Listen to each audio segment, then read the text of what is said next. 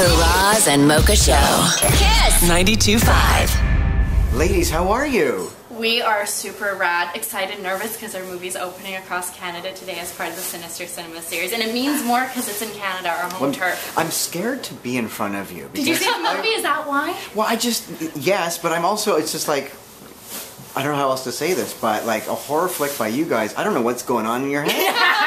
Right? Well, that's totally appropriate to think. And you know, not enough people think that. They should be more warned.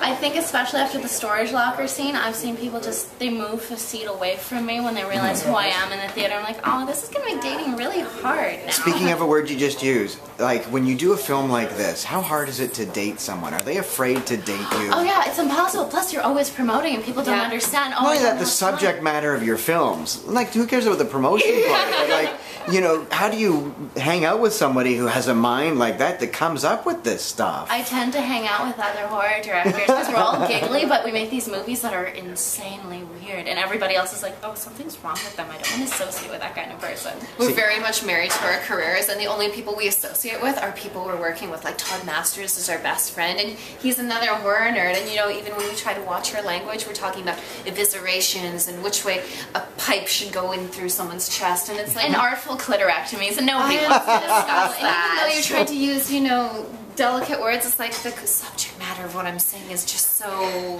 not PG-13. You know, it's funny, like horror flicks are just becoming bigger and bigger. I like adore horror movies. Okay. But it also seems like just the creation and how horror movies are made has really evolved and has become so much more incredible with the effects and everything like that too. Well, I think with the whole remake culture we're seeing right now, the technology has almost surpassed the storytelling. So you see these stories, but it's the effects that they're really focusing on, and I think that's why you're seeing a lot of weird things, because fans are a bit frustrated by that, and we're like, let's not remake things. Let's make things so unique and different that it can't be compared to anything, especially in Canada. Like, I don't know if you're aware of Astor and Six, Jason Eister, Ivanka Vukovic. I love their stuff.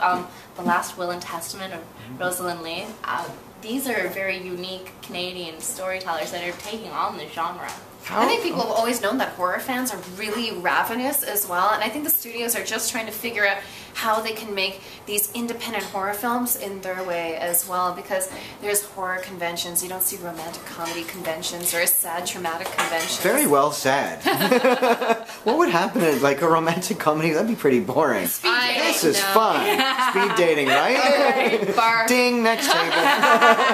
How does American Mary stand out amongst all other horror films right now? Like, why should people check this one out? What makes it better? I absolutely guarantee that nothing in American Mary is that thing that you've seen before. We have one of the most tasteful clitorectomies that I think anyone's ever had. She does. It's one of my favorite terms. I thought it was awesome. It's like burning your bra but with a scalpel, and you just remove your nipples and everything. You have to see it, otherwise I sound, well, you know, even if I do, if you do see the movie, I do still sound kind of crazy, so I don't know if I can make it better.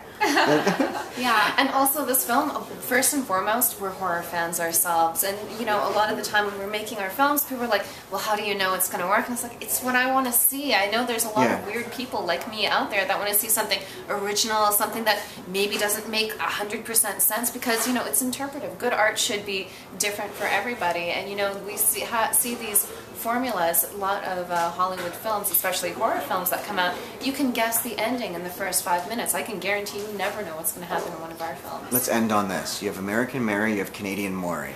If we were here right now and this was like, you know, Canadian Maurie, how would Canadian Maurie die right now? I would think evisceration. Probably evisceration, because I think the insides of people are so pretty and interesting, and Todd Masters, who's done 6 Feet Under, he's my prosthetic go-to, so your insides would be done perfectly if I were to kill you. Well, what's going to rip me open? What's ripping to see my insides? Scalpel. I'm in a medical mood, man. Buzzsaw. Something, this bad boy there, yeah. That didn't get enough play in the movie. It got off-camera play, so you just really need to use the bone saw. Yeah. Oh, gross. We mean that in a flirty way. Awesome, guys. Check it out. American Mary, thank you so much. Oh, thank you so much for having us. Yay. The Roz and Mocha Show. KiSS 92.5.